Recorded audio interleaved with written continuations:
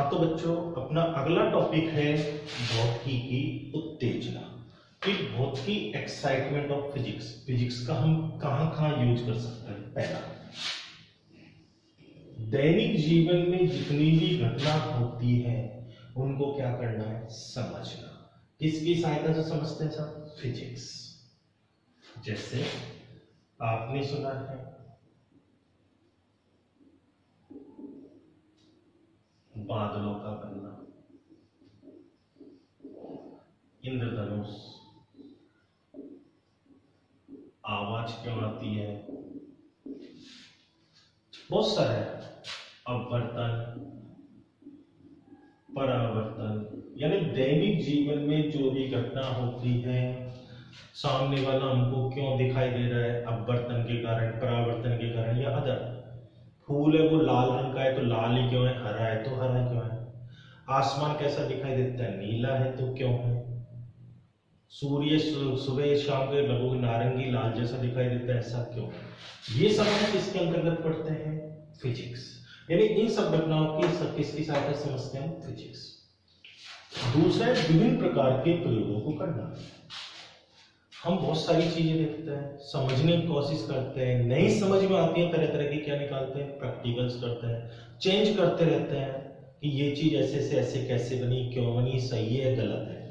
तो हम तरह तरह के क्या करते हैं, प्रयोग करने के बाद उनको अप्लाई करते हैं। एप्लीकेशन टू अप्लाई करना, उनके तरह तरह के अनुप्रयोग करना, अप्लाई करना बहुत सारी चीजों के ऊपर। किसको? जो हमने घटना समझी है उनके प्रयोग किए, प्रयोग के बेस पर उनको जगह जगह उस फिजिक्स को क्या करते हैं, अप्लाई करते हैं। फिर भविष्य के बारे में प्रेडिक्ट करना, पहले से ही बता देना। जैसे हमको पता चल जाता है कि बारिश होने वाली है इतने दिनों के बाद, आगे क्या होने वाला है, तूफान कितने समय के बाद आएगा, ये हमको पहले से क्या हो जाता है, पता। जैसे पंडित जी भविष्यवाणी कर देते हैं कि इतने समय पश्चात तेरे साथ ये घटेगा, हो सकता है सच हो। लेकिन साइंस क्या कहता है, जो आपको बोला गया है लगभग पूर्ण रूप से क्या है, सही होगा। थोड़ा बहुत तो चलेगा, लेकिन पहले से वो लगभग बहुत कुछ आपको बताएगा। ये किसकी सहायता से हो रहा है? पूरा फिजिक्स की सहायता से। किसकी सहायता से? फिजिक्स। फिर है नया पॉइंट है हमारा साइंटिफिक मेथड, वैज्ञानिक विधि। वैज्ञानिक तरह तरह के क्या करते हैं, कार्य करते हैं। क्या करते हैं? कार्य करने के लिए वो तरह तरह की विधियों का क्या लेते हैं, उपयोग लेते हैं। जिन विधियों का उपयोग वो वैज्ञानिक विधि में विज्ञान में कर रहे हैं उसे क्या कहते हैं, वैज्ञानिक विधि। वैज्ञानिक विधि का मतलब क्या होता है? साइंटिस्ट लोग होते हैं, विज्ञान की स्टडी कर रहे हैं साइंस की, तो उसमें तरह तरह के मेथड का क्या लेता है, यूज। जिन मेथडों का वो यूज लेते हैं, जिन विधियों का वो यूज लेते हैं, उन्हें क्या कहते हैं, वैज्ञानिक विधि। ठीक है।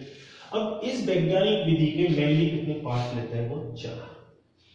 कोई भी चेंज होता है, कोई भी घटना, कोई भी परिवर्तन होता है वातावरण में, एटमॉस्फेयर में, एनीथिंग, जब कोई भी घटना घटती है, कोई भी होता है, उसको हम सबसे पहले 4 तरीके से, ऑब्जर्वेशन, प्रेक्षण लेना।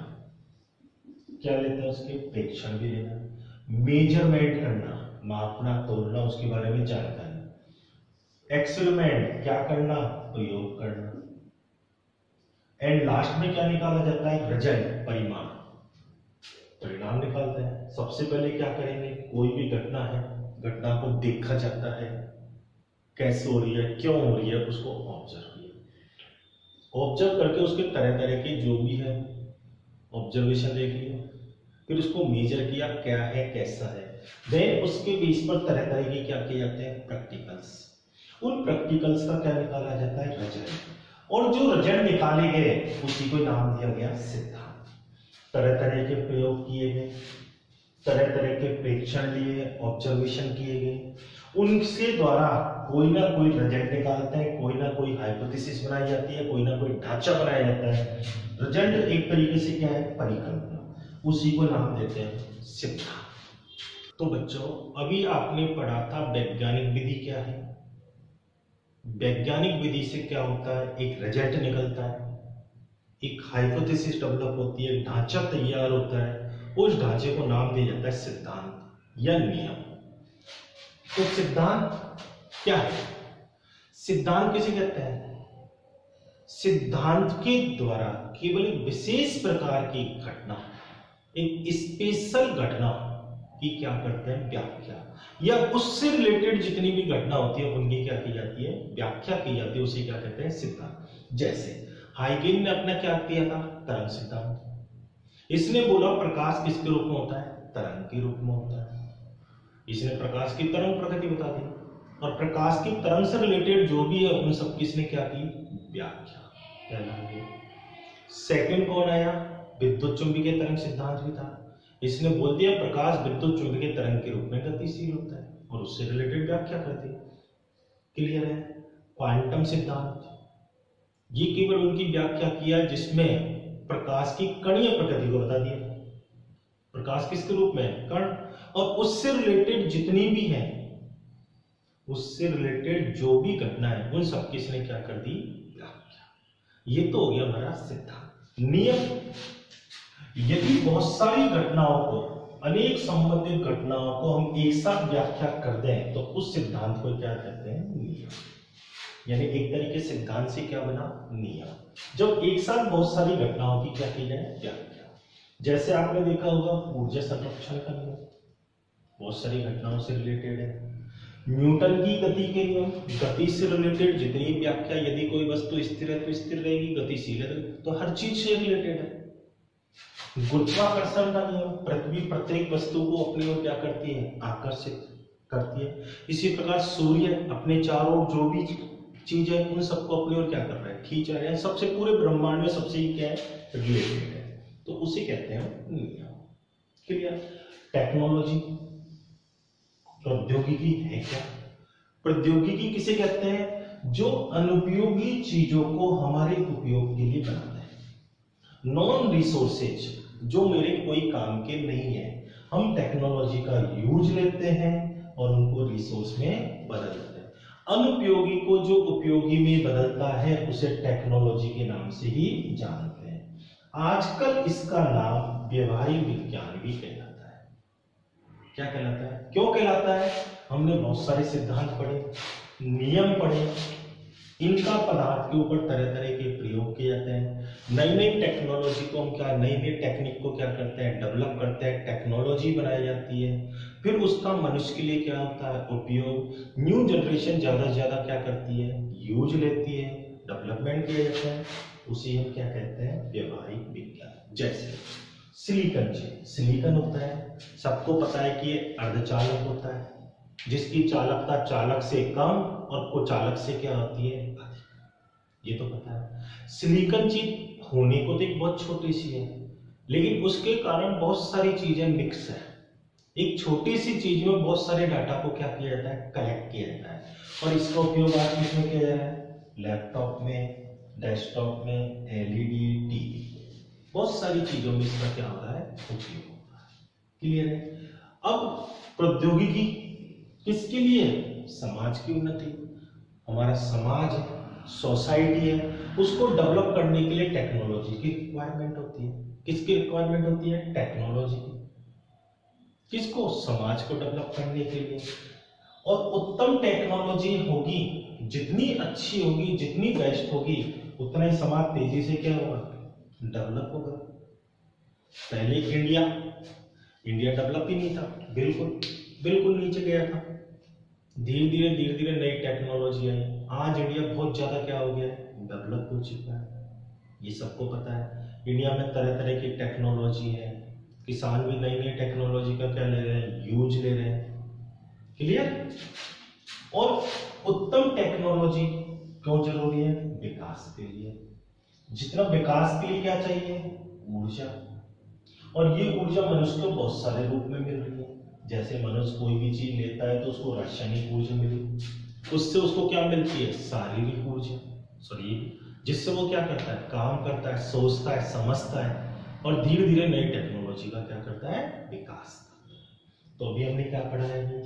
सिद्धांत हो गया आपका, नियम हो गया, समाज की उन्नति का विकास किसके बेस पर होगा? फिजिक्स के बेस पर। किसकी सहायता से? टेक्नोलॉजी की सहायता से। क्लियर? क्योंकि फिजिक्स और टेक्नोलॉजी एक दूसरे से क्या होती है? रिलेटेड होते हैं। तो अगला टॉपिक हमारा है fundamental principle of physics. Fundamental principle of physics. Physics के मेन दो प्रिंसिपल कौन से हैं? पहला है एकीकरण, यूनिफिकेशन। एकीकरण है क्या? कुछ नियमों पर आधारित है जिसके द्वारा बहुत सारी घटनाओं को हम एक साथ क्या करते हैं? एक्सप्लेन करते हैं। बहुत सारी घटनाएं होती है, उनको क्या करते हैं? एक्सप्लेन। और न्यूनीकरण क्या होगा? जो एक बड़ी घटना है उसको बहुत सारे छोटे छोटे पार्ट्सों में बांटकर स्टडी की जाती है। एकीकरण छोटी छोटी चीजों को मिलाकर बड़ा करना, जोड़ना। एकीकरण है जोड़ना, यानी बहुत सारी घटनाओं को एक साथ क्या किया जाता है? अध्ययन। न्यूनीकरण बड़ी घटनाओं का छोटे रूप में क्या करना? अध्ययन करना। चलो एकीकरण का थोड़ा सा बताते हैं। न्यूटन ने ग्रहों के बारे में स्टडी की थोड़ी, आकाशीय पिंडों को देखा, टेरेस्ट्रियल कैलेस्ट्रियल डोमेन को एकत्रित किया और बताया कि ये सब किसके ऊपर बेस्ड है? गति के नियमों पर। ये किसके ऊपर बेस्ड है? गुरुत्वाकर्षण के नियमों पर। ये किसने बताया था? किसने बताया? न्यूटन ने। इसी प्रकार एक आया, दूसरा वैज्ञानिक थे ओरस्टेड। जब किसी चालक में क्या प्रोवाइड की जाती है? धारा, तो उसके चारों ओर क्या उत्पन्न होता है? चुंबकीय क्षेत्र। ये किसने बोला? ओरस्टेड। फैराडे ने 10th क्लास में आपने फैराडे के प्रयोग पढ़े होंगे। जब चुंबक व कुंडली के बीच सापेक्ष गति होती है तो कुंडली से जुड़े हुए धारामापी में क्या उत्पन्न होता है? विक्षोभ।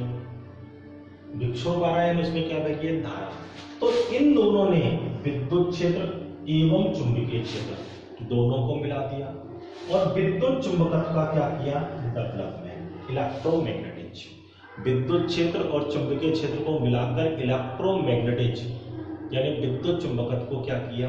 डेवलप किया। बाद में एक वैज्ञानिक आया मैक्सवेल।